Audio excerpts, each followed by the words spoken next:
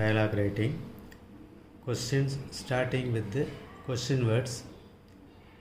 If the answer starts without yes or no, அதாவது இந்த question type பார்த்தீங்கன்னா S R no இல்லாமல் வருவது.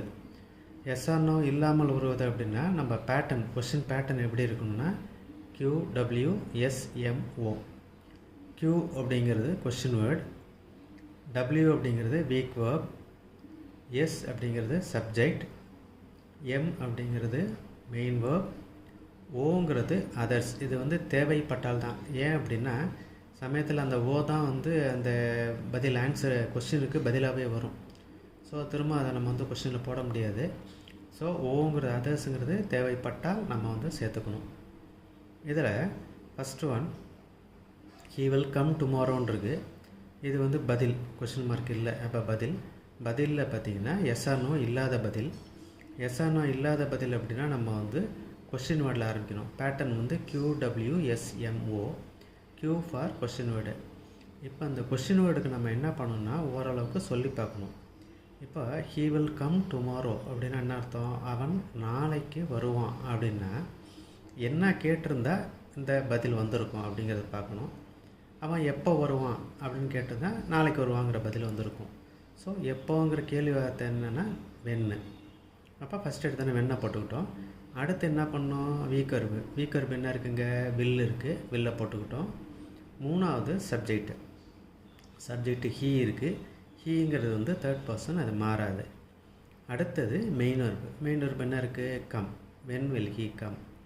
இதில் அடுத்து டுமாரோன்னு இருக்குது. அந்த டுமாரோ தான் ஆக்சுவலாக என்னது? பதில், வென்னுங்கிற கேள்விக்கு பதில். ஸோ அதனால தான் நம்ம என்ன பண்ணுறோன்னா அதர்ஸுங்கிறது சில இடத்துல நம்ம பயன்படுத்த முடியாது இதை பொறுத்த வரைக்கும். So the question will be when will he come question mark.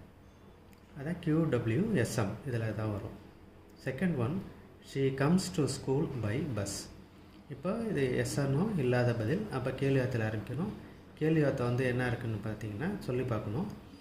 She comes to school by bus அப்படின்னா என்ன அர்த்தம் அப்படின்னா அவள் ஸ்கூலுக்கு பஸ்ஸில் வர்றா அப்படின்னு வருது.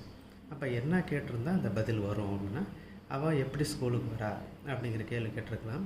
அப்போ அதில் கேள்வி வார்த்தை வந்து எப்படிக்கு இங்கிலீஷ் வார்த்தை வந்து ஹாவ். இப்போ ஃபஸ்ட்டு ஹாவ் போட்டுக்கிறோம். அடுத்தது நம்ம வீக் வெர்ப் போடணும். ஆக்சுவலாக அங்கே வீக் வெர்ப் இல்லை, ஃபைனட் வெர்ப் இருக்குது. ஃபைனட் வெர்ப் உடைக்கிறதுக்கு போட்டிருக்கோம் பார்த்தீங்கன்னா தெரியும். ரைட்டுங்கிறது டூ ப்ளஸ் ரைட்டாக உடையும், ரைட்ஸுங்கிறது டஸ் ப்ளஸ் ரைட்டாக உடையும், ரோட்டுங்கிறது டிட் ப்ளஸ் ரைட்டாக வரும். ஸோ அந்த ரோட்டுங்கிறது ஃபைனட் வெர்பு. அந்த ஃபைனட் வெர்ப்லேருந்து டிட்டுங்கிற வீக் வெர்ப் எடுக்கிறோம், ப்ளஸ் ரைட்டுங்கிற மெயின் வெர்ப் எடுத்துப்போம். இப்போ coming to the example, she comes to school by bus. அப்போ கொஸ்டின் வேர்டு வந்து ஹவ். இங்கே கம்ஸை நம்ம பிரித்தோம் அப்படின்னா டஸ் ப்ளஸ் கம். ஏன்னா வேர்போட எஸ் வந்துருக்கு. ஸோ டஸ்ஸு. அடுத்தது மெயின் சப்ஜெக்ட் என்னென்னு பார்த்தீங்கன்னா ஷீங்கிற தேர்ட் பர்சன், அது மாறாது, அப்படி வச்சுக்கிட்டோம்.